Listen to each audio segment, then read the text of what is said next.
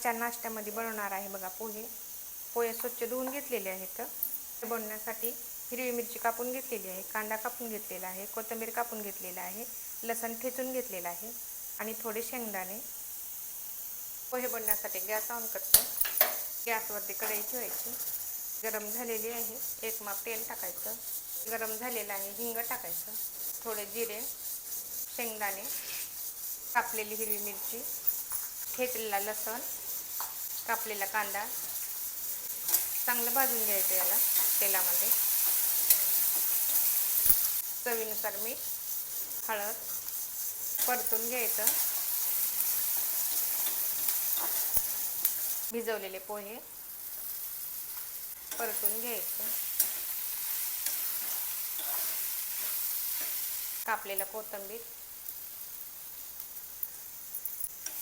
Mix करून घ्यायचं पोह्यामध्ये. कोथिंबीरला 2 मिनिटं झाकण ठेवायचं. 2 मिनिटं झालेली आहेत.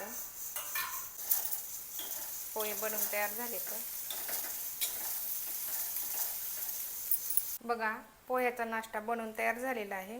पोह्यासोबत खायला दही पण आहे, कांदा पण आहे. या मंडळी नाश्ता करायला